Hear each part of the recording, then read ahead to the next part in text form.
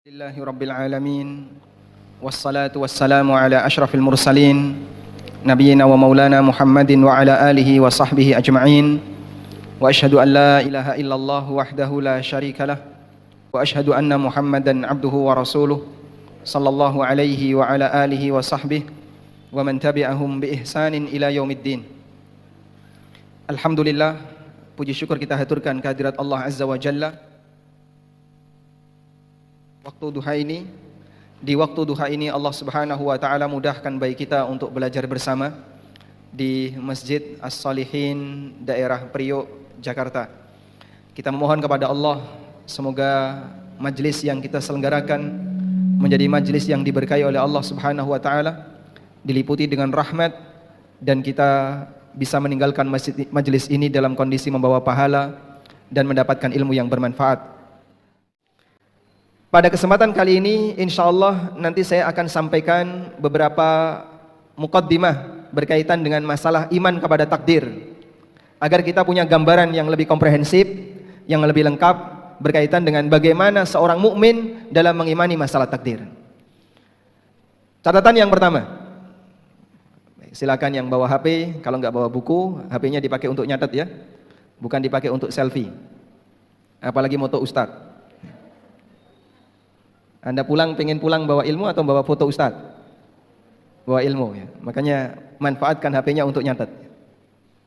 Catatan yang pertama, bahwa iman kepada takdir mendapatkan perhatian khusus dari Nabi sallallahu alaihi wasallam, melebihi rukun iman yang lain. Iman kepada takdir mendapatkan perhatian khusus dari rukun iman yang lain. Dari mana kita bisa melihat itu? Ini ditunjukkan dan diisyaratkan dalam hadis Jibril. Ada yang hafal hadis Jibril? Hadis Jibril dari sahabat siapa? Umar bin Khattab radhiyallahu anhu. Umar radhiyallahu anhu bercerita, ada orang yang datang ketika kami duduk bersama Nabi sallallahu alaihi wasallam. Bainama nahnu julusun 'inda Rasulillah sallallahu alaihi wasallam, ketika kami sedang duduk bersama dengan Nabi sallallahu alaihi wasallam, tiba-tiba datang orang yang syadidu bayadi sya'ri, syadidu sawadi sya'ri, syadidu bayadi thiyab, pakaiannya sangat putih, rambutnya sangat hitam, la yura alaihi atharus safar, tidak ada bekas-bekas safar pada diri orang ini, wala ya'rifuhu minna ahad, tapi tidak ada satupun di antara kita yang mengenalinya. Lalu duduk di dekat Rasulullah sallallahu alaihi wasallam, fa asnada rukbatayhi ala rukbatayhi wa wada'a kaffayhi ala fakhidayhi, lututnya ditempelkan dengan lutut Nabi sallallahu alaihi wasallam. Lalu beliau letakkan telapak tangannya di pahanya, tanda khusyuk dalam belajar. Karena belajar itu butuh khusyuk, tidak banyak gangguan. Sehingga kalau Anda belajar tapi masih banyak pegang HP, nanti hasilnya nggak maksimal. Kemudian malaikat ini bertanya, akhbirni anil Islam, jelaskan kepadaku tentang apa itu Islam. Dijawab oleh Nabi sallallahu alaihi wasallam dengan apa? 5 rukun Islam. Lalu bertanya lagi, akhbirni anil iman, jelaskan kepadaku tentang apa itu iman. Kemudian dijawab oleh Nabi sallallahu alaihi wasallam dengan 6 rukun iman.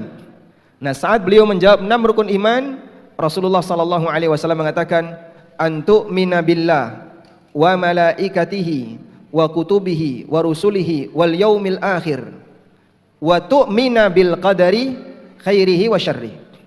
Engkau beriman kepada Allah, para malaikat, kitab-kitabnya, rasulnya, dan hari akhir. Sehingga di situ cuma disebutkan kata engkau beriman sekali, sudah. Lalu disebutkan rangkaian 6 rukun iman kepada Allah, para malaikatnya, kitab-kitabnya, rasulnya, dan hari akhir. Ketika beliau menyebutkan iman kepada takdir, Nabi sallallahu alaihi wasallam mengulang, wa tu'mina bil qadari khairihi wa syarrihi, dan engkau beriman kepada masalah takdir yang baik maupun yang buruk. Sehingga iman kepada takdir dalam hadis ini diapakan? Disendirikan, dipisahkan dari iman yang lain. Saat beliau menyebutkan 5 rukun iman yang pertama, beliau sebutkan dalam satu rangkaian, antu'mina billahi wa malaikatihi wa kutubihi wa rusulihi wal yaumil akhir. Kau beriman kepada Allah, kepada para malaikat, kepada kitab-kitab, kepada para rasul, dan kepada hari akhir. Lalu ketika menyebut iman kepada hari takdir, beliau ulang kata wa tu'mina, dan kau beriman dengan masalah takdir yang baik maupun yang buruk. Menunjukkan bahwa Nabi sallallahu alaihi wasallam mengisyaratkan urusan takdir harus mendapatkan perhatian yang lebih istimewa, sehingga beliau kasih pengulangan pada saat menyebutkan iman kepada takdir. Insya Allah dipahami ini? Paham ya? Walhamdulillah. Baik. Catatan yang kedua, mengapa iman kepada takdir perlu mendapatkan perhatian yang istimewa, perlu mendapatkan perhatian yang lebih? Karena potensi penyimpangan yang terjadi di tengah kaum muslimin disebabkan gagal iman kepada takdir sangat besar. Saya ulang, potensi penyimpangan yang terjadi di kalangan kaum muslimin disebabkan karena gagal dalam masalah iman kepada takdir sangat besar. Potensi penyimpangannya besar. Dan itu terbukti dalam sejarah. Apa buktinya? Penyimpangan yang terjadi di tengah kaum muslimin secara umum ada dua sebab. Penyimpangan yang terjadi di kalangan kaum muslimin secara umum ada dua sebab. Sebab yang pertama adalah karena latar belakang politik. Contoh sekte yang mengalami penyimpangan karena latar belakang politik adalah kelompok Khawarij dan Syiah. Penyimpangan mereka latar belakangnya adalah latar belakang politik. Khawarij menyimpang ketika mereka tidak setuju dengan keputusan Ali bin Abi Thalib dalam peristiwa tahkim. Tahkim itu penyerahan keputusan hukum ketika ada ketegangan antara Ali bin Abi Thalib dengan siapa? Muawiyah radhiyallahu anhu. Antara Ali bin Abi Thalib dengan Muawiyah radhiyallahu anhu. Maka diputuskan dengan masing-masing mengutus wakil, terjadilah peristiwa tahkim. Orang Khawarij protes. Akhirnya mereka membentuk satu kelompok sendiri dan mengkafirkan semua masyarakat yang setuju dengan tahkim, baik Ali bin Abi Thalib maupun Muawiyah dan seluruh orang yang mengikutinya. Muncullah kelompok pertama yang menyimpang di zaman Ali bin Abi Thalib, yaitu kelompok Khawarij. Latar belakangnya karena apa tadi Pak? Politik. Kelompok yang kedua yang menyimpang karena latar belakang politik adalah Syiah. Mereka tidak ridho ketika urutan yang menjadi khalifah pertama kali bukan Ahlul Bait. Karena khalifah yang 4, 3 yang pertama selain Ahlul Bait. Abu Bakar dari Bani Tamim, Umar bin Khattab dari Bani Adi, Umar bin Khattab Al-Adawi dari Bani Adi, Utsman bin Affan dari Bani Umayyah, Utsman bin Affan Al-Umawi. Baru setelah itu dari Bani Hashim, Ali bin Abi Thalib Al-Hashimi. Sehingga 3 Khulafaur Rasyidin yang pertama semuanya bukan Ahlul Bait. Baru Khulafaur Rasyidin yang keempat, yang terakhir dari Ahlul Bait. Orang Syiah enggak terima. Akhirnya mereka menganggap bahwa Abu Bakar, Umar, Utsman telah merampas kekuasaan yang seharusnya dimiliki oleh Ali bin Abi Thalib. Lalu mereka dikafirkan. Dan seluruh sahabat yang mengikuti dan mau menerima mereka sebagai Khulafaur Rasyidin. Itu latar belakang kenapa kemudian mereka membentuk kelompok sendiri. Sehingga mereka hadir karena latar belakang politik juga, sebagaimana yang terjadi pada Khawarij. Kelompok yang kedua yang menyimpang di tengah kaum muslimin karena latar belakang pemikiran. Mereka punya pemikiran yang menyimpang, yang berasal dari ilmu filsafat atau mengembangkan ilmu filsafat. Mereka belajar dari ilmu filsafat Yunani ketika diterjemahkan ke dalam bahasa Arab sampai mempengaruhi pemikiran mereka. Sehingga pemikiran seperti Plato, Aristoteles, Descartes dan beberapa tokoh-tokoh ahli filsafat Yunani ketika masuk di tengah kaum muslimin digunakan untuk standar akidah oleh sebagian orang. Akhirnya mereka mengalami penyimpangan. Nah, yang pertama kali terjadi di tengah kaum muslimin munculnya kelompok menyimpang karena latar belakang pemikiran adalah Qadariyah. Kita ulang. Kelompok kedua yang menyimpang di kalangan kaum muslimin karena sebab apa jemaah? Pemikiran. Disebabkan apa? Mereka menggunakan teori filsafat untuk merancang sebuah akidah. Dan kelompok pertama yang muncul di kalangan kaum muslimin yang menyimpang karena latar belakang pemikiran adalah kelompok Qadariyah. Gagal dalam masalah takdir, lalu mereka punya pemikiran yang menyimpang tentang masalah takdir dan membuat kesimpulan innal amra unufun, bahwa segala kejadian ini sifatnya bukan ciptaan Allah tapi terjadi dengan sendirinya. Disebut dengan unuf, artinya tidak ada penciptanya. Dia mengikuti sebagaimana teori evolusi. Ada perubahan-perubahan seperti ini, semuanya bukan karena ciptaan Allah, tapi dia bergerak dengan sendirinya, lalu mengalami perubahan-perubahan, jadilah seperti ini. Dan kelompok ini sudah muncul di zaman akhir dari generasi sahabat, sudah muncul di zaman Ibnu Umar radhiyallahu anhu, dan waktu itu masih ada beberapa sahabat junior seperti Ibnu Abbas, Anas bin Malik, dan beberapa sahabat junior yang lainnya. Mereka sudah muncul di zaman sahabat. Tokohnya ketika itu bernama Ma'bad bin Khalid al-Juhani, berasal dari Irak. Baik, tapi sekte ini belum masuk Madinah, adanya baru di Irak. Sampai datang dua orang Irak berangkat ke kota Mekah untuk berhaji dan dalam rangka mencari sahabat. Lalu dua orang ini ketemu Ibnu Umar radhiyallahu anhu. Kemudian mereka menggandeng Ibnu Umar dari sebelah kanan dan kiri. Lalu mereka tanya, "Ya Aba Abdurrahman, wahai Ibnu Umar, di tempat kami ada orang yang punya prinsip seperti ini. Dia meyakini bahwa kejadian itu tidak ada penciptanya, tapi terjadi dengan sendirinya." Maka Ibnu Umar radhiyallahu anhu mengatakan, "Akhbirhum anna Ibnu Umar bari'un minhum." Sampaikan kepada mereka kalau Ibnu Umar agamanya beda dengan mereka. Kalau Ibnu Umar agamanya beda dengan mereka. Kalimat ini menunjukkan apa?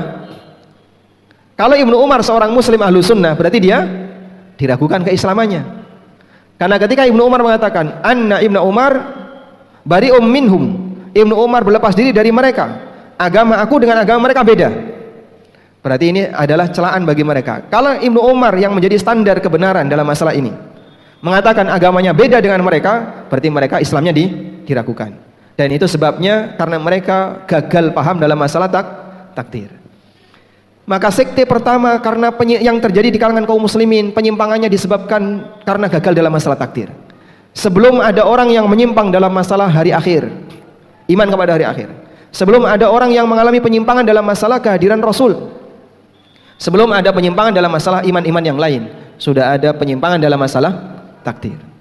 Ini salah satu di antara bukti bahwa potensi penyimpangan di tengah umat Islam disebabkan karena gagal paham dalam masalah takdir itu besar. Karena itu ini perlu kita pelajari serius, jangan sampai kita terlibat di dalamnya. Baik.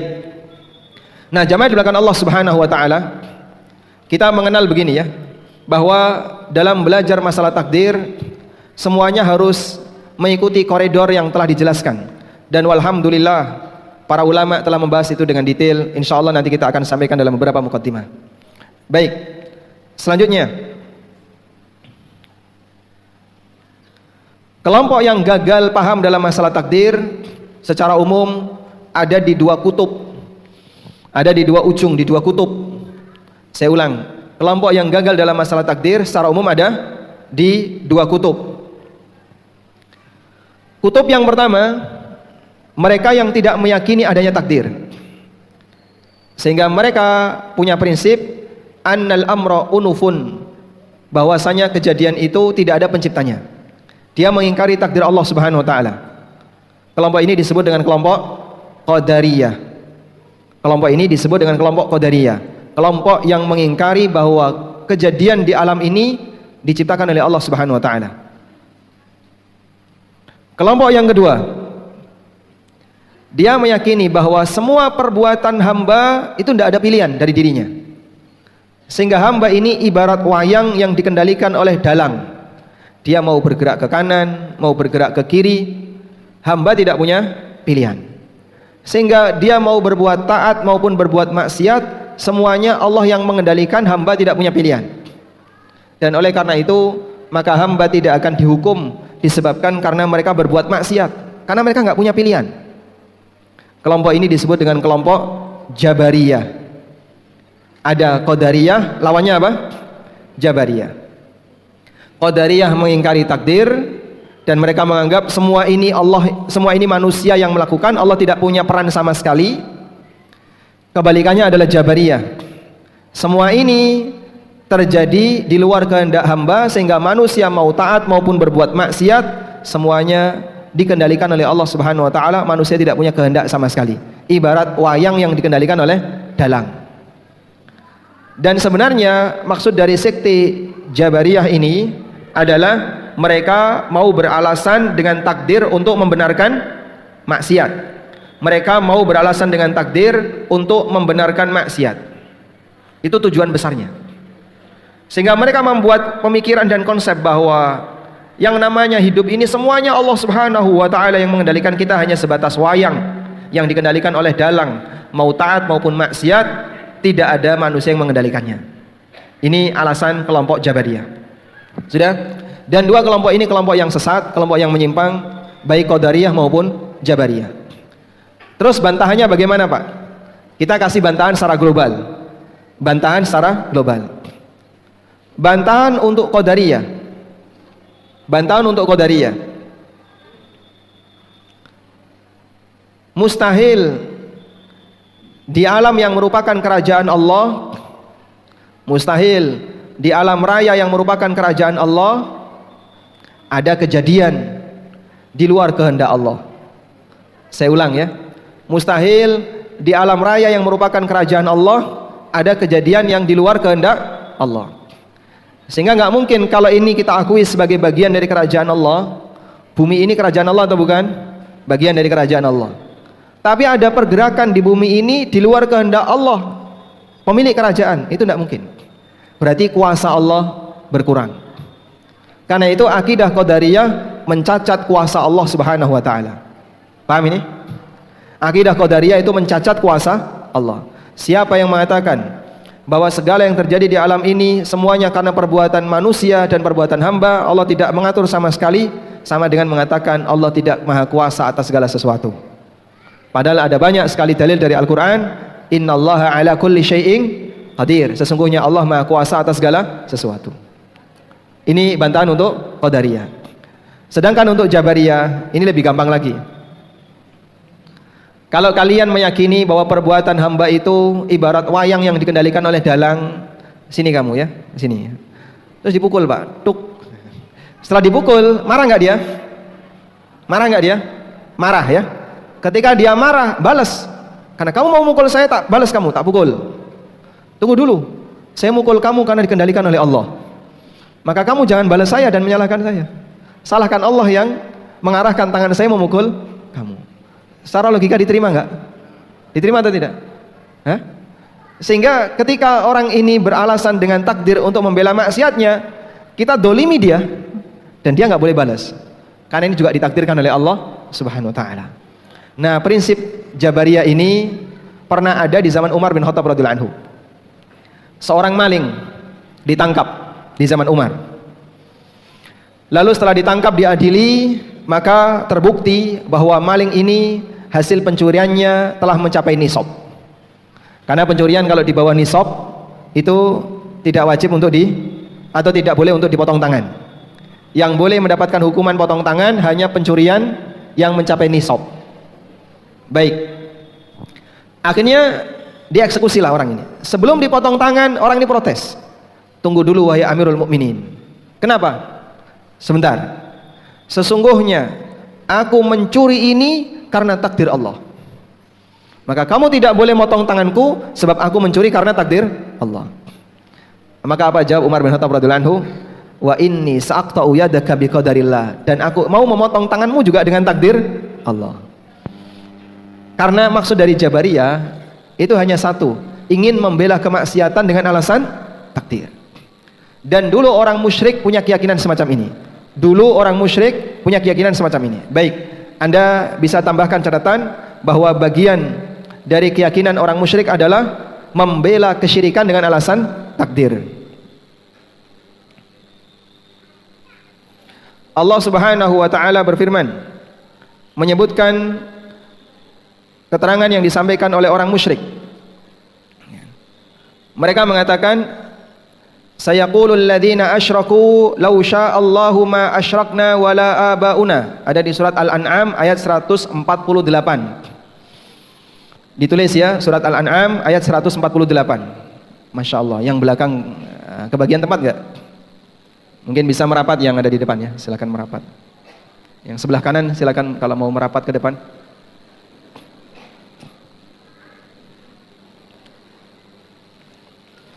Baik, surat apa tadi? Ayat Allah Subhanahu wa taala berfirman, sayaqulul ladzina asyraku. Silakan dibuka mushafnya. Buka mushaf. Mushaf Pak ya, bukan HP. Oh, HP-nya ada mushafnya. Sudah ketemu? Di mushafnya ada surat Al-An'am? Ada, baik. Menuju ayat 148. Sayaqulul ladzina asyraku. Orang-orang musyrik mengatakan, lau sya'allah, andaikan Allah berkehendak, ma asyrakna wala abauna wala haramna min syai'. Andaikan Allah berkehendak, maka kita tidak akan berbuat syirik, demikian pula nenek moyang kita, dan kita tidak akan mengharamkan apa yang Allah halalkan. Maksud dari ayat ini adalah, coba kalian lihat, kami berbuat syirik ini dengan kehendak Allah bukan?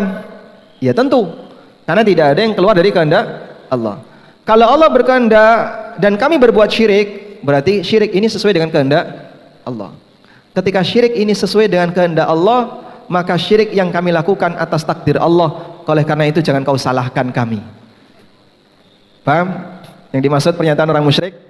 Sehingga mereka membela kesyirikannya. Ketika didakwai oleh Nabi SAW, jangan lakukan kesyirikan, itu adalah bahaya besar, melanggar hak Allah Subhanahu wa taala. Apa alasan mereka? Lau sya'allahu ma asyrakna wala abauna wala haramna min syai'. Kalau Allah berkehendak, kami tidak akan berbuat syirik. Coba sekarang lihat, kami berbuat syirik karena Allah berkehendak.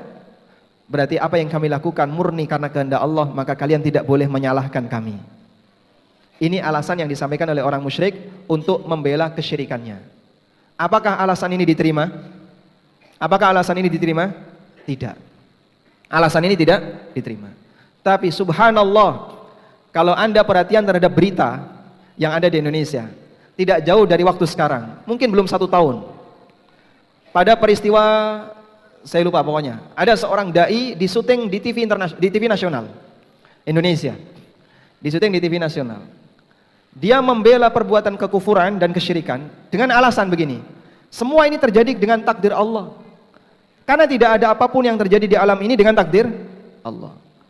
Ada perbuatan kesyirikan, dia akui itu perbuatan kesyirikan. Lalu si dai ini mengatakan, semua ini terjadi dengan takdir Allah. Karena tidak ada di kehidupan ini yang keluar dari takdir Allah. Pertama, ketika saya mendengar kalimat ini, saya langsung ingat ayat yang disebutkan oleh Allah dalam Al-Quran. Persis seperti alasannya orang musyrik dulu. Padahal ini dai muslim di Indonesia. Dan dia menyampaikan itu, kemudian disiarkan secara live di TV nasional. Dan tersebar di mana-mana. Mungkin rekamannya masih ada. Berarti dia beralasan dengan takdir untuk membela kesyirikan. Dan alasan ini tidak diterima. Apa bukti bahwasanya alasan takdir tidak bisa diterima untuk membela maksiat? Karena ketika penduduk neraka dihukum oleh Allah Subhanahu wa taala, tidak ada satupun di antara mereka yang beralasan dengan takdir. Contohnya, Allah Subhanahu wa taala berfirman, menanyakan kepada penduduk neraka, ma salakakum fi saqar? Apa yang menyebabkan kalian masuk ke dalam saqar, ke dalam neraka? Apa jawaban mereka? Qalu lam naku minal musallin wala nut'imul miskin wa kunna nakhudu ma'al khaidin. Jawaban mereka, karena dulu kami enggak salat, kami pelit dan tidak mau memberikan harta kami kepada orang miskin. Wa kunna nakhudu ma'al khaidin, dan kami dulu bersenda gurau, tidak memperhatikan ajaran Islam ini bersama orang-orang yang menyepelekan syariat. Sehingga penduduk neraka ketika ditanya dalam dialog-dialog mereka, kenapa kau masuk neraka? Kenapa kau sampai disiksa seperti ini? Jawaban mereka, ya dulu kami berbuat karena takdir Allah. Gak ada yang alasan seperti itu, tidak ada. Alasannya apa? Karena dulu kami gak sholat, karena dulu kami tidak puasa, karena dulu kami tidak ibadah, karena dulu kami berbuat syirik, dan seterusnya. Sehingga kalau orang beralasan dengan takdir untuk membela maksiat, ini alasan yang tidak diterima. Andaikan orang berbuat maksiat boleh beralasan dengan takdir, maka penduduk neraka akan beralasan dengan takdir untuk membela maksiat dia. Padahal itu alasan di hadapan Allah, karena itu di mana? Di yaumul akhir. Tapi Allah Subhanahu wa taala tidak pernah menerima beralasan dengan takdir. Demikian pula yang terjadi ketika di alam kubur. Pada waktu orang yang sudah meninggal itu dimakamkan, lalu ditinggal pergi oleh orang-orang yang mengiringinya, mereka bisa mendengar apa? Mereka bisa mendengar apa? suara sandal orang-orang yang mengiringinya. Allah buat mereka bisa mendengar agar mereka lebih merasakan kesepian di dalamnya. Ternyata orang yang mengiringiku sudah pergi, tinggal aku sendirian. Fayatiyani malakani aswadani azraqan wa yujlisanihi. Lalu datanglah dua malaikat hitam kebiruan, matanya itu terlihat hitam dan biru. Yang satu namanya siapa? Mungkar. Yang satu namanya Nakir. Wa yujlisanihi. Lalu orang ini didudukkan. Apabila dia adalah orang munafik dan orang kafir yang dia tidak pernah berbuat taat kepada Allah, saat ditanya, man rabbuka, man nabiyyuka, manil kitab, mal kitabul ladzi unzila ilaikum, siapakah Rabbmu, siapa nabimu, apa kitab yang diturunkan kepadamu? Jawaban mereka apa? La adri, la adri, saya enggak tahu, enggak bisa menjawab. Lalu dipukul oleh malaikat, dan malaikat itu ketika mukul sambil mengatakan, ma daraita wa ma talait, kamu enggak tahu dan enggak mau tahu, enggak mau baca, enggak mau belajar. Sehingga ketika itu mereka tidak membela diri dengan alasan takdir, sebab beralasan dengan takdir untuk membela kemaksiatan tidak diterima. Oleh karena itulah prinsip yang disampaikan oleh orang-orang Jabariyah adalah prinsip yang salah. Baik, selanjutnya yang keempat, kita diperbolehkan membahas masalah takdir dengan tujuan agar manusia bisa memahami hikmah dari adanya nikmat dan musibah. Bisa ditulis, tujuan belajar masalah takdir adalah agar kita bisa memahami hikmah dan maksud dari adanya nikmat dan musibah. Sebab yang namanya hidup ini hanya terdiri dari dua unsur. Kalau enggak nikmat, musibah, dan dua-duanya ujian. Allah Subhanahu wa taala berfirman, "Wa nabluukum bisyarri wal khairi fitnah." Dan aku menguji kalian dengan kebaikan dan dengan keburukan. Fitnatan, semuanya adalah sebagai ujian. Sehingga isi hidup ini hanya kalau enggak nikmat, musibah, dan dua-duanya adalah ujian. Baik. Kenapa Allah Subhanahu wa taala menjadikan dalam hidup ini ada nikmat dan ada musibah? Agar manusia mereka memahami hikmah di balik itu. Nah, hikmah di balik itu Allah Subhanahu wa taala sebutkan di surat Al-Hadid ayat 23.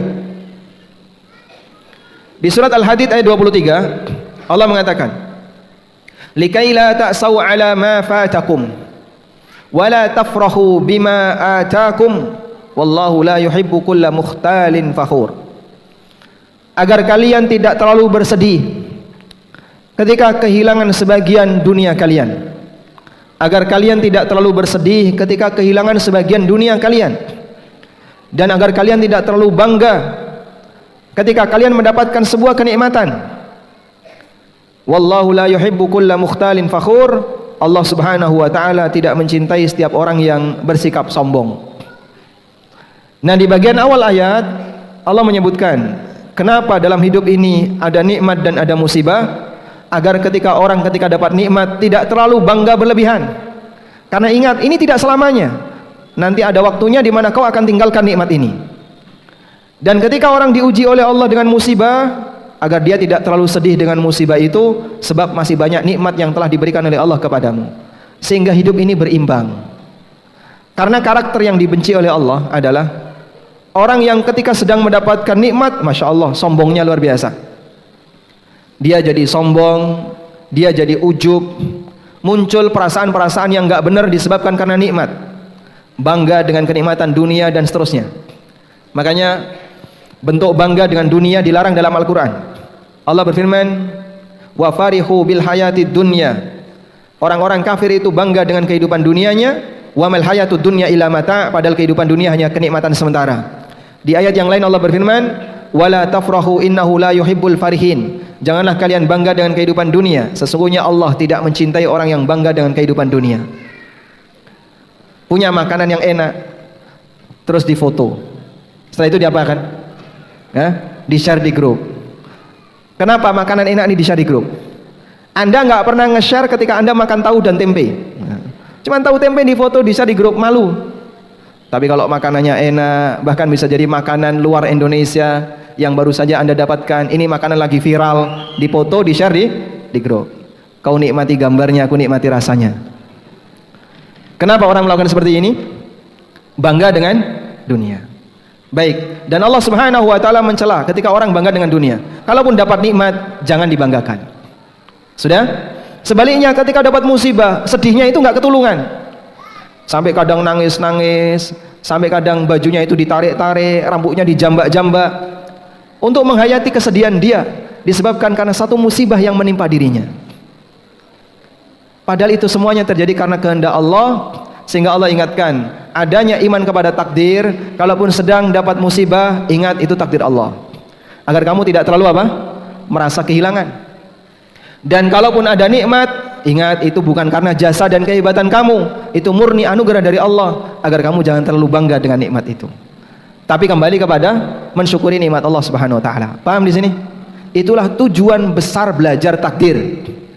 Makanya beda, Pak, suasana ibu-ibu yang sudah kenal iman kepada takdir dengan benar dengan mereka yang nggak pernah ngaji tentang masalah takdir. Ketika ditinggal suaminya, perasaannya beda. Mereka yang sudah belajar agama, yang sudah kenal iman kepada takdir, suaminya mati, santai dia, masih banyak jatah yang lain. Bapaknya juga sama kan? Ketika istrinya mati, target berikutnya masih ada. Jadi dia tidak merasa begitu sedih ketika ada musibah yang menimpanya, karena dia tahu ini semuanya adalah qadarullah wa ma syaa fa'al. Ini semuanya adalah takdir Allah, dan apapun yang Allah kehendaki pasti terjadi. Sehebat apapun usaha manusia tidak akan bisa mengubahnya.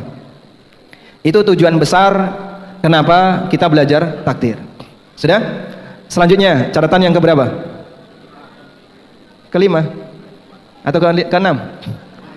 Lima. Baik, yang kelima. Nabi SAW melarang kita untuk belajar takdir terlalu mendalam, yang bisa membuat seseorang jadi bingung dalam memahaminya. Rasulullah SAW melarang agar kita tidak belajar takdir terlalu mendalam, yang membuat kita jadi bingung dalam memahaminya. Sebab terkadang potensi penyimpangan itu muncul disebabkan karena ini. Debat dalam masalah takdir atau diskusi terlalu mendalam dalam masalah takdir itu dilarang. Dalam sebuah hadis dari Ibnu Mas'ud radhiyallahu anhu, Rasulullah sallallahu alaihi wasallam bersabda, "Idza dzukiral qadar fa'amsiku," rawahu Tabrani. Apabila kamu diajak untuk debat dalam masalah takdir, fa'amsiku, maka tahan diri, jangan dilayani.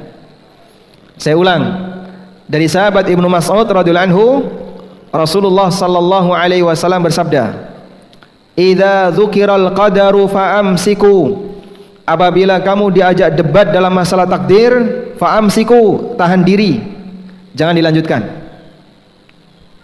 Sebab perdebatan dalam masalah takdir tidak membuat kita semakin mantap imannya kepada takdir, tapi bisa jadi justru membuat kita jadi ragu dan gak bisa menerima takdir dengan baik.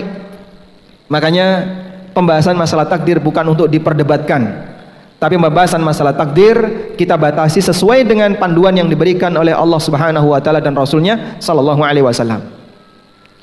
Karena itulah sebagian ulama mengingatkan seperti yang disampaikan oleh Ibnu Qayyim rahimahullahu taala, babul qadar, bab masalah takdir, kal bahri la sahilalah, itu seperti lautan tanpa tepi. Wa qalilum man naja fiha, sedikit sekali orang yang bisa selamat, illa man raqiba safinata sunnah, kecuali mereka yang mau menunggangi perahu sunnah.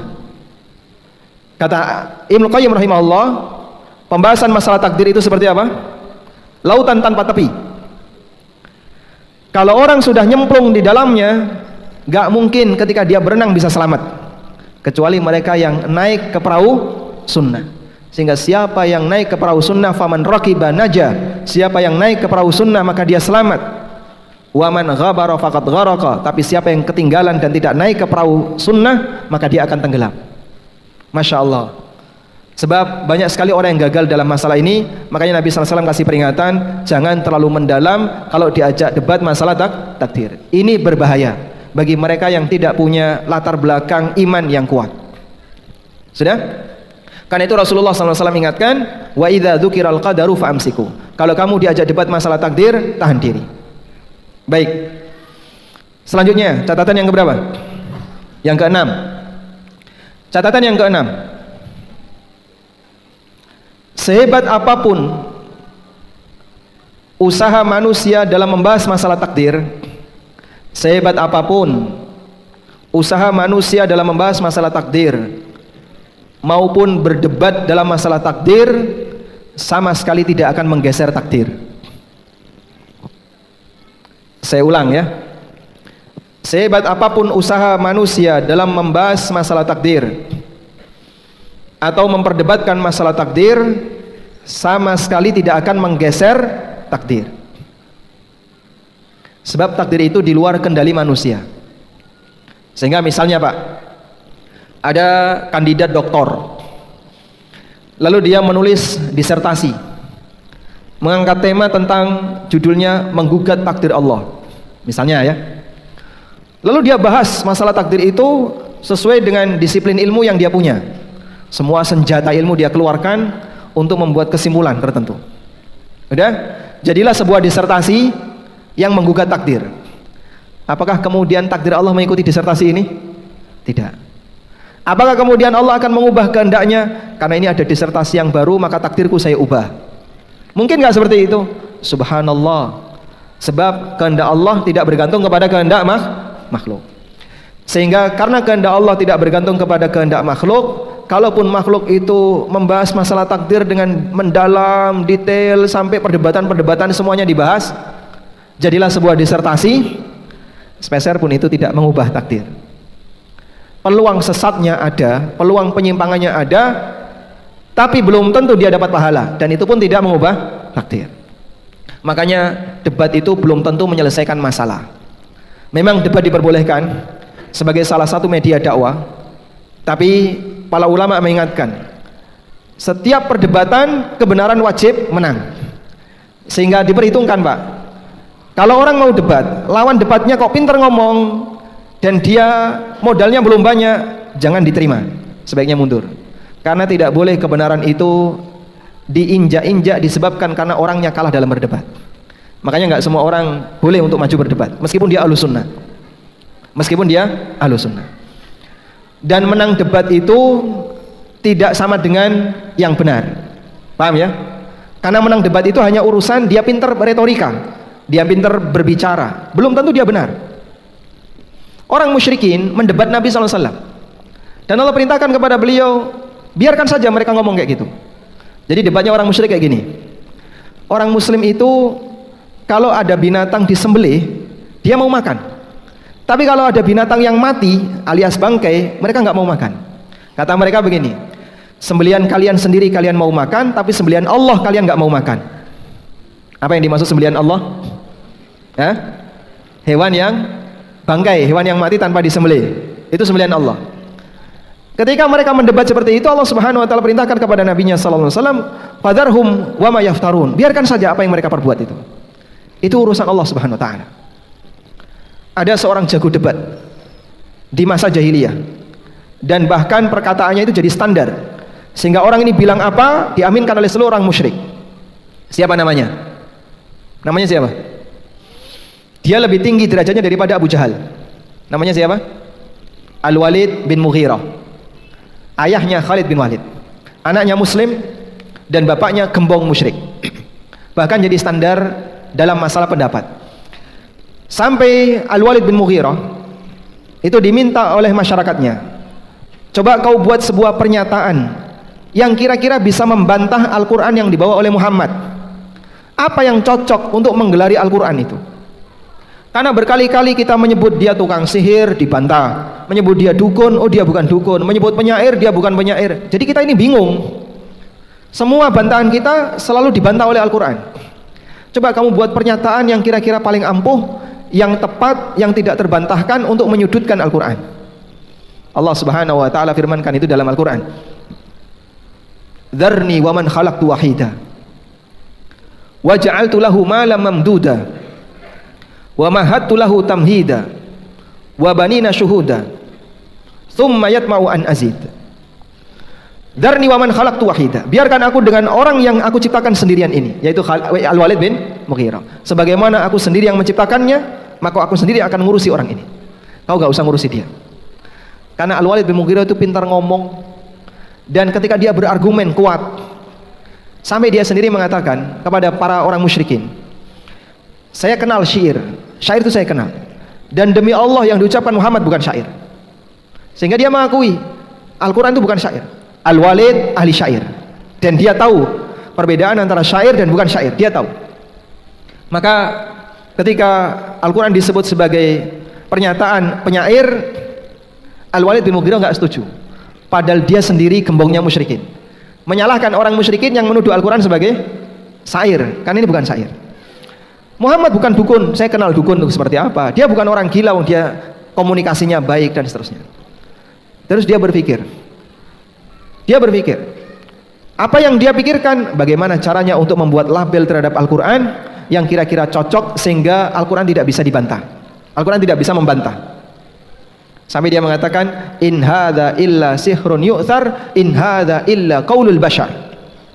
Al-Quran itu adalah sihir yang memberikan pengaruh buruk kepada masyarakat. Ini ucapan manusia.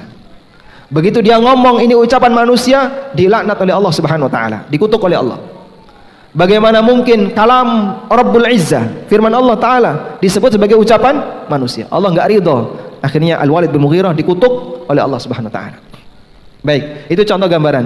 Jadi menang debat itu tidak sama dengan kebenaran. Karena menang dan kalah debat itu hanya masalah pinter ngomong dan tidak pinter ngomong. Tapi ketika kita mau berdebat, persiapannya harus maksimal. Jangan sampai kebenaran diinjak-injak gara-gara orang yang membawanya dia tidak bisa menyampaikan hujah dengan benar.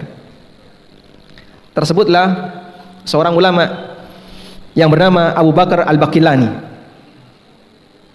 Ada seorang raja Nasrani yang mengirim surat kepada raja Muslim, kepada khalifah, tolong kirimkan kepada kami ulama yang dia pinter, agar nanti berdialog dengan para pendeta kami, para uskup-uskup kami.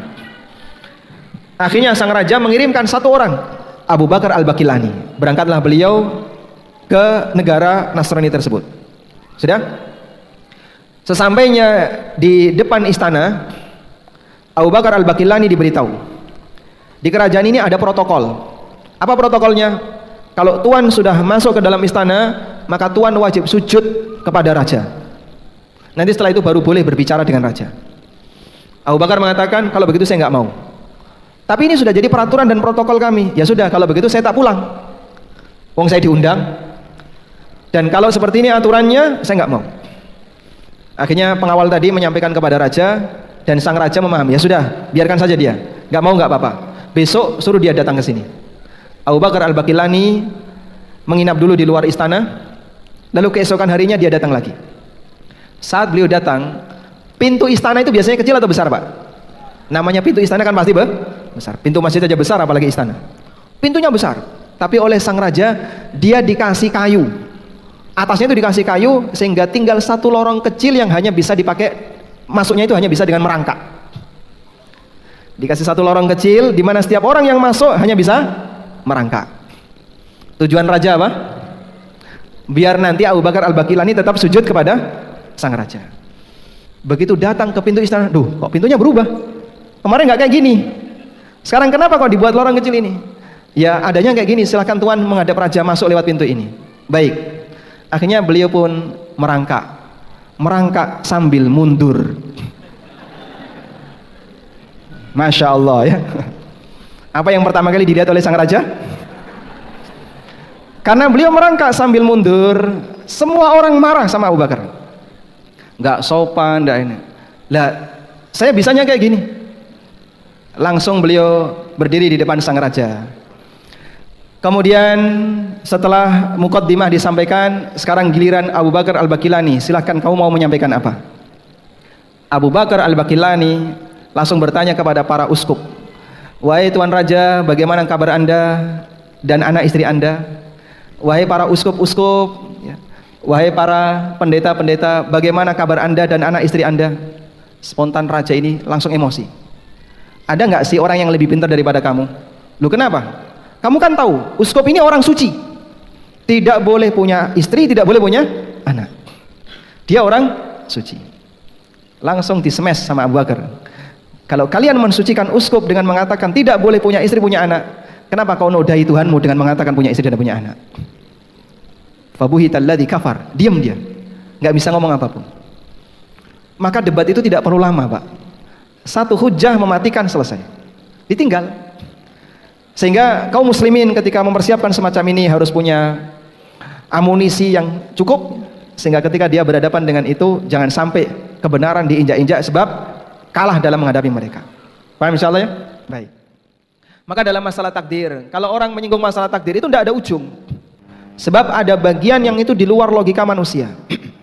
Sehingga ketika orang diminta untuk membahas masalah perbuatan-perbuatan Allah, maka ketika orang tidak punya dasar yang kuat, jangan dilayani. Karena itu bisa menyebabkan kebingungan di tengah masyarakat. Selanjutnya, muqaddimah keberapa? Ketujuh.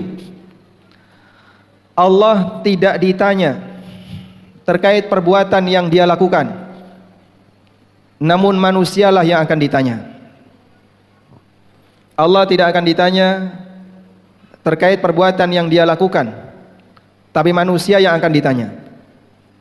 Allah Subhanahu wa taala berfirman, la yus'alu amma yaf'alu wa hum yus'alun. Ada di surat Al-Anbiya ayat 23. Allah berfirman, la yus'alu amma yaf'alu wa hum yus'alun.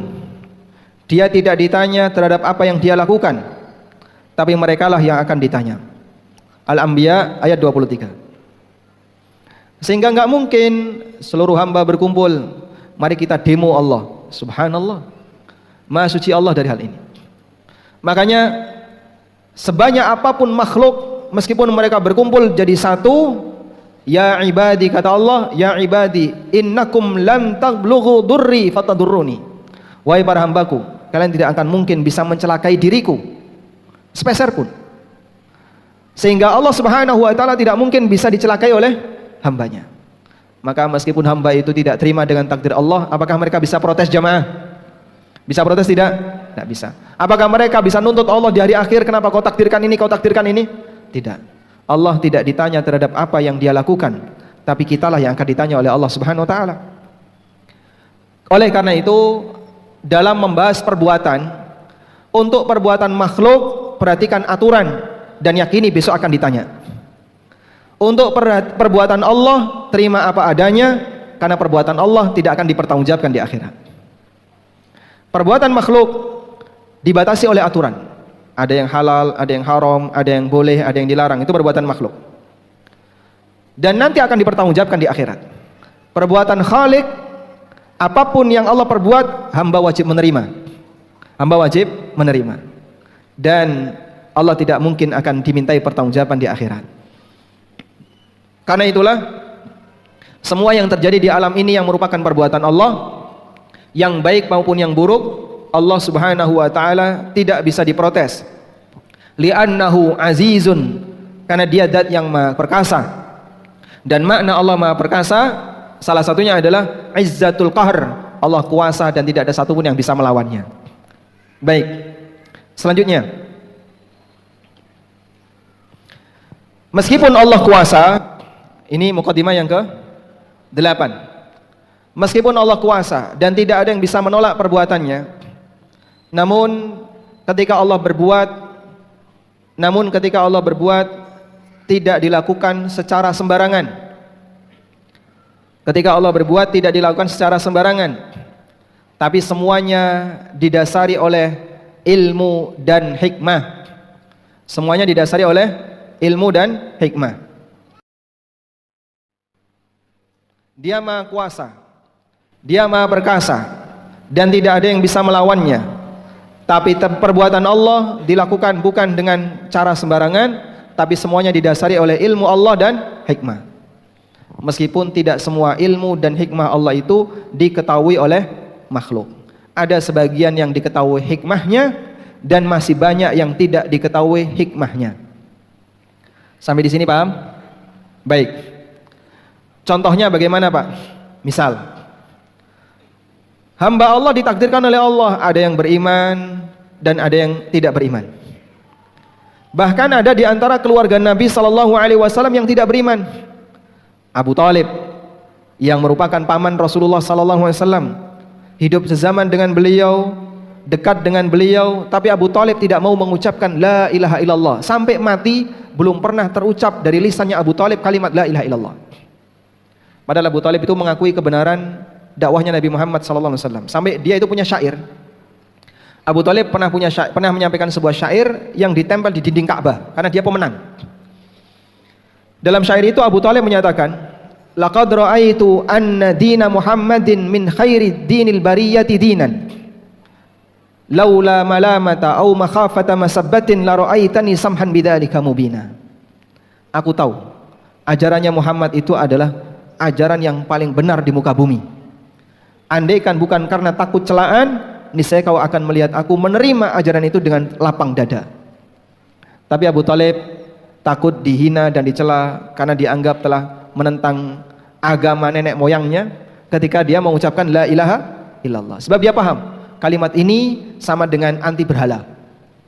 Kalimat la ilaha illallah sama dengan anti Uzza, anti Manat, anti Hubal, anti berhala-berhala yang lainnya. Ketika dia berani mengucapkan la ilaha illallah, maka Abu Thalib tidak mau.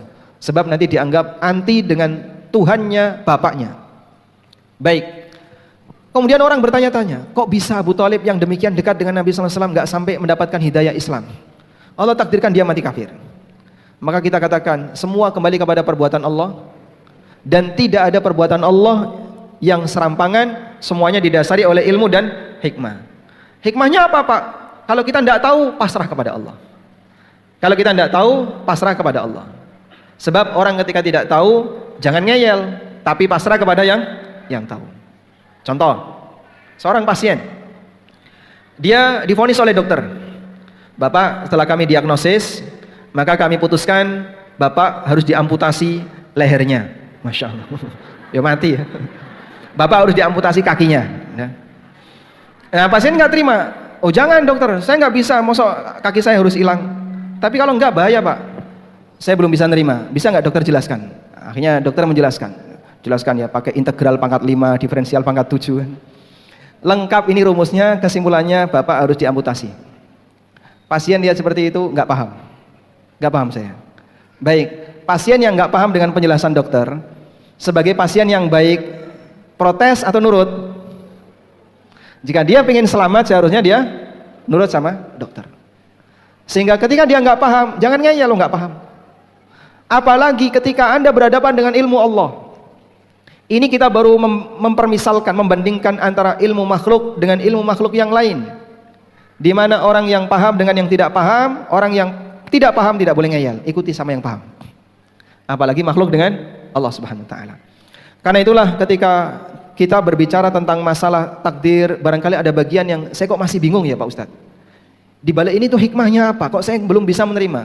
Pak, bisa jadi ketika dijelaskan Bapak nggak paham.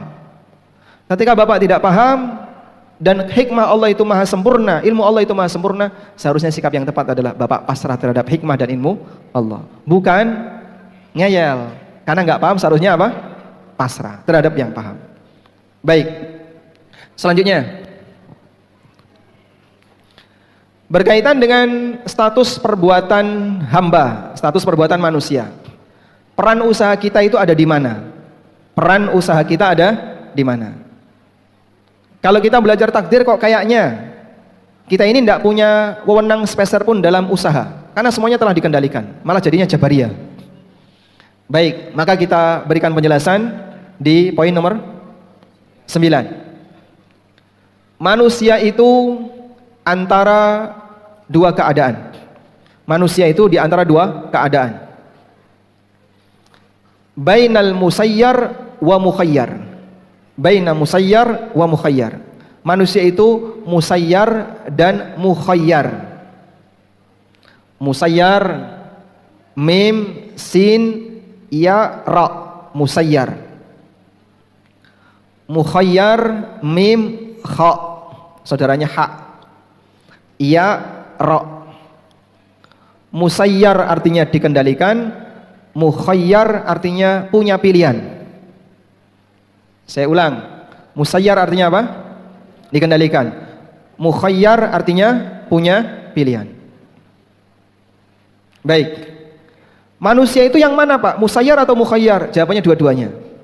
Dia musayyar sekaligus mukhayyar. Jika dikembalikan kepada perbuatan Allah, maka semua yang terjadi pada diri manusia adalah kembali kepada kehendak Allah.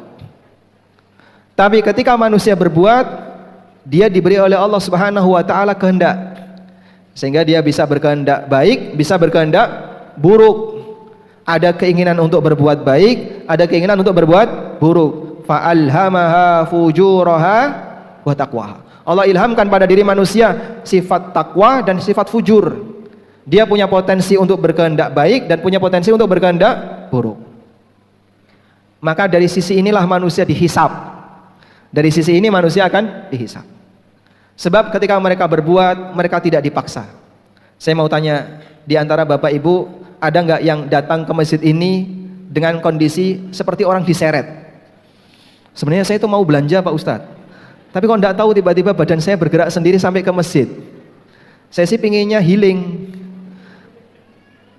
Saya pinginnya shopping, ada yang pingin mancing, tapi tiba-tiba badan saya bergerak sendiri terus datang ke masjid. Ada yang kayak gitu?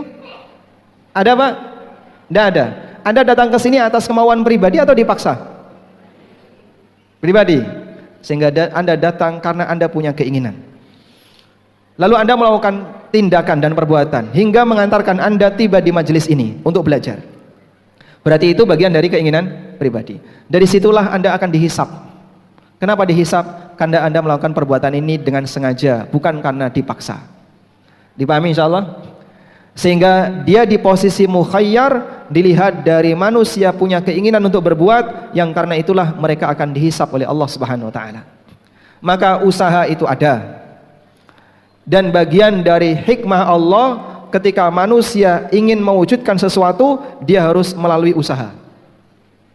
Bagian dari hikmah Allah, ketika manusia ingin mewujudkan sesuatu, dia harus melalui usaha. Satu-satunya zat yang bisa mewujudkan akibat tanpa sebab hanya Allah. Allah berfirman, innama amruhu idza arada syai'an ay yaqula lahu kun fayakun. Ketika Allah berkehendak sesuatu, Allah tinggal berfirman, kun, jadilah.